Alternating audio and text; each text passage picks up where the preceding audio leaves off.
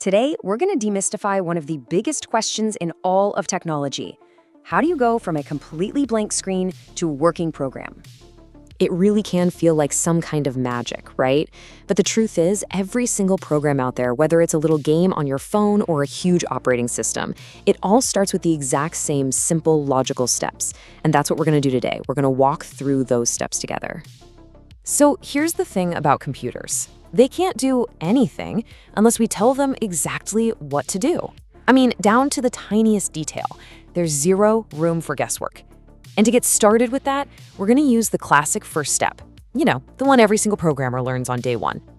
So what this does is it creates a super basic text-only program, a command line app. All it does is print "Hello World" on the screen. Now I know, it sounds incredibly simple, but this is actually a huge deal. It's proof. It shows we can give the computer a command and it'll do what we say. We've just opened up a line of communication. Okay, so printing text is cool and all, but let's be real. Useful programs need to do more. They have to remember things, right? They need to be able to store and work with information. In other words, they need a memory. And that, my friends, is where variables come in. Now, you might see the term class-level variable on the slide. Don't worry about that just yet. It's a technical thing we'll get to. The big idea to grab onto right now is this. A variable is just like a labeled box. Seriously, it's a container where we can stash some information, slap a name on it, and then our program can come back and use that info whenever it needs to. Just look at this one little line of code. There is so much packed in there. We're creating the box, we're naming it num. Then, with that int part, we're telling the computer, hey, this box is only for whole numbers, nothing else. And finally, we're sticking the number 30 right inside. All of that in one go. Pretty efficient, huh? But obviously, our programs need to handle more than just whole numbers. So it makes sense that we have different kinds of boxes for different kinds of data, right? We've got int for those integers, double for when you need decimal points, string for any kind of text, and then there's this really important one called bool. It's special because it can only ever be one of two things, true or false. So our program can remember stuff now. Great, but if it just follows the same script every single time, it's not very smart. To make our programs actually useful, we need to teach them how to make decisions. They need to be able to look at a situation and choose a path. And this right here, this is the absolute heart of programming logic. We do this using something called a selection statement, and the superstar of selection statements is if-else. It's basically a fork in the road for your code. It works like this. If some condition is true, do this. Else, meaning if it's false, do that instead. Simple as that. Check out this example. It's perfect because it's something we can all understand. The code looks at that hours worked variable and asks a simple question. Is this number bigger than 40? If the answer is yes, boom, it goes down the path to calculate overtime pay. If the answer is no, it takes the other path and calculates regular pay. And just like that, our program made a decision all on its own. Okay, new challenge. What if you have to do the same thing over and over and over again? I mean, imagine you're processing payroll for 1,000 employees. Are you really going to copy and paste that pay calculation code 1,000 times? No way. That would be an absolute nightmare. But don't worry, there's a much, much better way. They're called repetition structures, but pretty much everyone just calls them loops. And let me tell you, loops are the absolute workhorses of programming.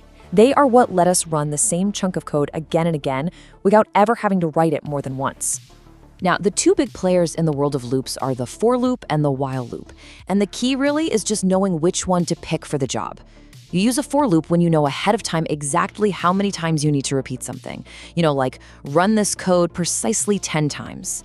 But you'd use a while loop when you want the code to keep running until something changes, like keep asking for a password while the one they entered is wrong. Okay, so let's take stock. We've got variables for memory, if-else statements for decisions, and loops for repetition. Our programs are getting way more powerful, but they're also getting more complex. And if we're not careful, our code can turn into a tangled mess really, really fast. We need some kind of organizational system, a way to keep everything neat, tidy, and reusable. And the solution to that big organizational problem is something called a class. Now, this is a super important idea. A class isn't the actual running piece of your program.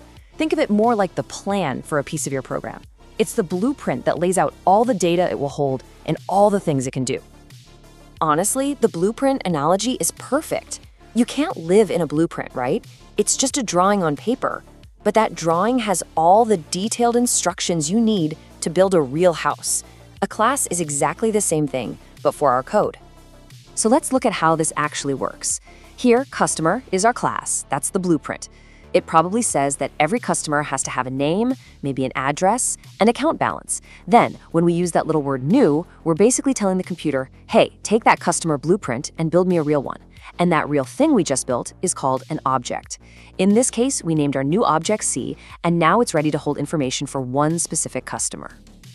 All right, theory time is over. Let's put all these pieces together and actually build something. We're going to take everything we've talked about, the variables for storing info, the loops for doing things over and over, and that class structure for organization, and we're going to whip up a simple but totally functional application.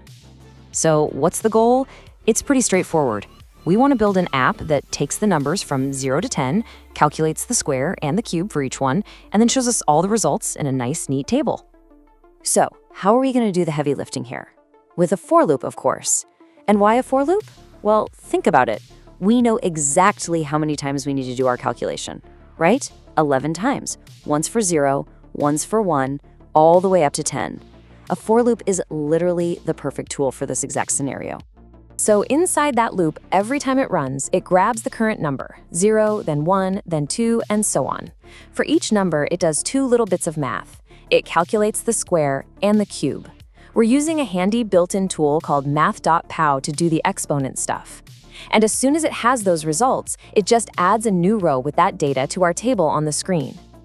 And voila! There it is. The loop does its job 11 times, and just like that, our table is filled with all the results, perfectly formatted. And it's so cool because we just took all these simple, separate ideas and combined them to build a real working app, right from a totally blank screen. So here's the really crucial takeaway. Every single piece of software you've ever used, I don't care how complicated it looks, is built from these exact same fundamental pieces. It really all boils down to just a few key things: giving instructions, having a memory for information, making decisions, repeating tasks, and then, keeping it all organized. So there you have it. You've just seen the basic logic that powers, well, pretty much our entire digital world. We went from a simple, hello world, all the way to a full-blown application. You now know the building blocks. So the only question left to ask is, what are you going to build first?